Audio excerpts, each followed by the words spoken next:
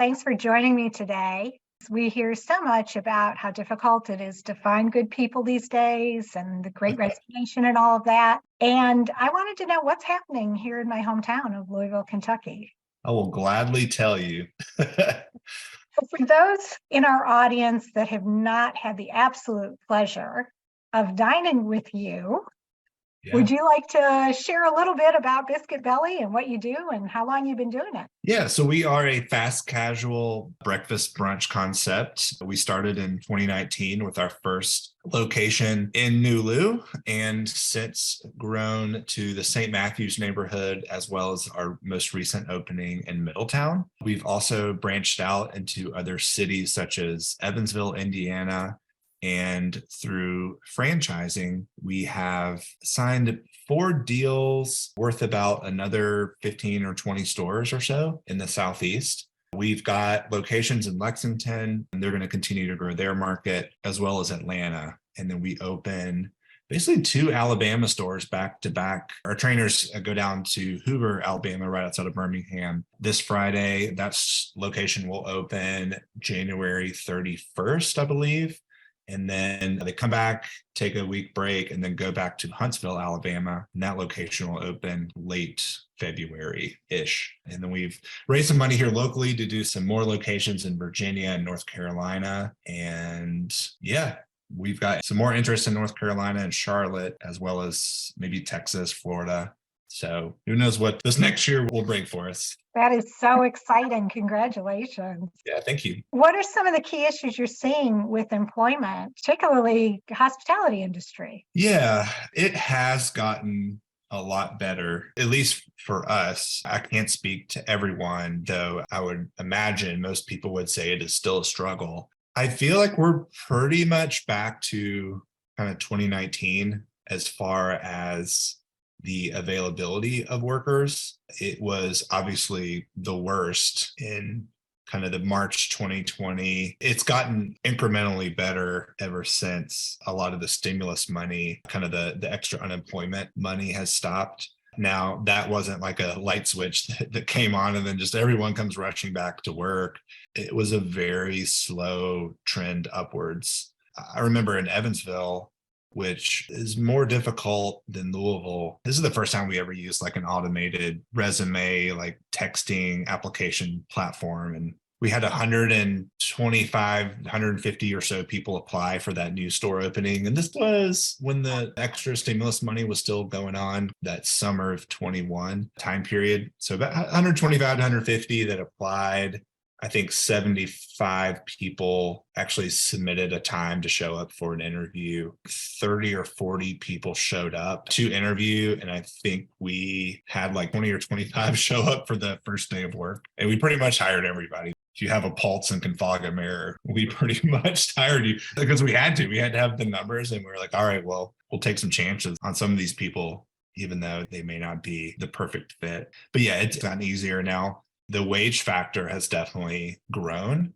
So in the restaurant industry, that's one of our major costs is labor. That is definitely up compared to 2019. I would say probably 15 to 25%, give or take, especially for some of the more the skilled labor from the culinary, kitchen line cooks and prep and whatnot. Those have definitely gone up. What makes your business stand out in terms of an employee culture? Why would somebody want to work for you as opposed to the person next door?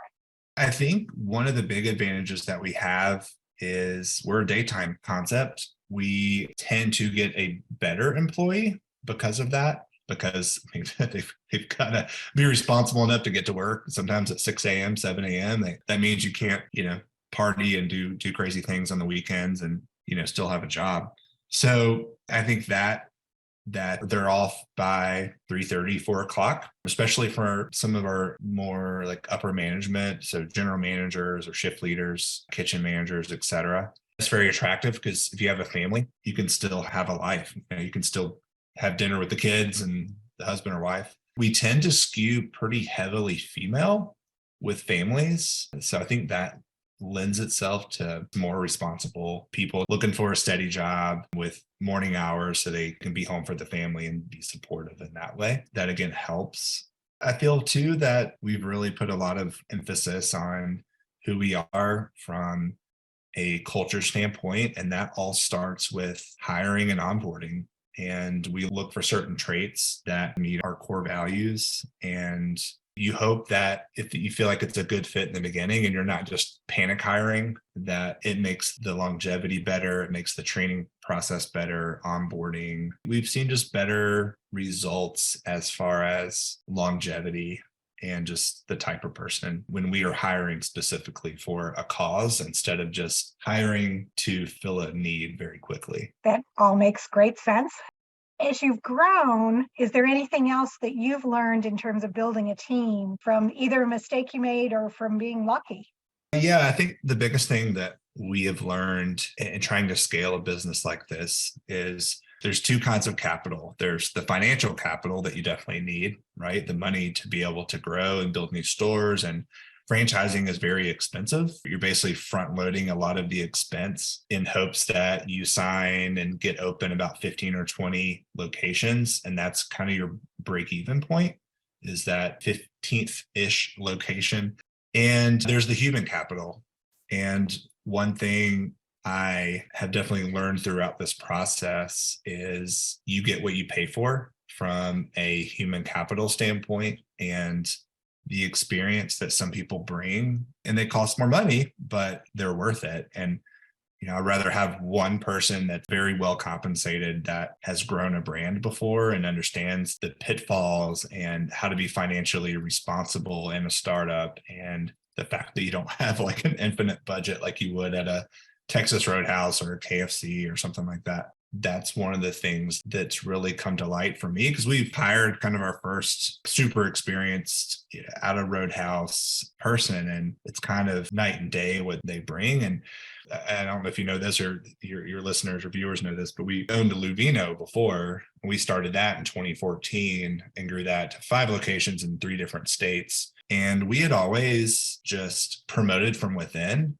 because, oh, that's what good companies do, right? They always promote from within and it makes you feel good. But your best barista doesn't make your best manager, and your best manager doesn't make your best multi-unit leader, and your best multi-unit leader doesn't make your best COO or CEO. We just had to get more strategic with our hires as far as, okay, well, what exact skill set do we want this person to have? And let's go out and find that person, not just find someone within our organization that best fits that. That's really the key thing that is my biggest takeaway from the past couple of years. And again, to like people that had a ton of Panera experience or O'Charlie's or Applebee's, like even they may have 20 years of experience in some sort of higher level role. That still may not be who we need, because we need a builder, not like a rule follower. We almost like need a rule breaker in a way, who has like the entrepreneurial spirit and goes out and paves the path versus just follows the path that's been paved for them. So we're trying to find the rule breakers that can like build something from scratch versus like, a checklist is handed to them that's already been used 10 years before. Have you strategically empowered these people to be able to know when to break the rules? A lot of trust and faith on your part. Yeah, we've always let people have a good amount of autonomy. And I also don't think that that's been super wise, because some of the people that we've put into their roles, they're kind of figuring out the job themselves. They don't have experience in that role or know how to build X, Y, or Z. And so it's kind of like, hey, just figure it out. Like we're kind of building the car as we're driving it down the road. But that comes with, well, it's going to take longer. You have to have several different versions before you get it right. Maybe it's not the best possible product at the end of the day. Where if you get someone with experience, they know exactly what to do and the questions to ask and how to build it from their experience. So yeah, and honestly, like my wife and we're both pharmacists by training. Like I kid around with people, but it's true that the very first time we worked in a restaurant was the night we opened the Luvino store on Bardstown Road. We just always hired really well. But again, like hiring for one store for a single concept is different than hiring for a franchise system that you're trying to scale. We have a great team, but you just got to get people that have done this and built something from scratch. If you were going to start this journey over again, is there anything that you would do differently? Yeah, I think it goes back to that human capital piece and maybe hiring more experience earlier, or just not have promoted our best X, Y, or Z into spots that they may be underqualified for. Because we just kind of, I wouldn't say we wasted a lot of time or anything, but we built a lot of beta tests, right? Where we could have just had the final product done much sooner and probably had a more streamlined system earlier. But people have been impressed with what we've built thus far. I'm not trying to poo-poo on what we've done by any means. It's just different having somebody that's done it before versus someone that hasn't. And I don't think that's set us back or anything. I think we could have been further ahead by now, but it's not like these people held us back. They still helped us get where we are today.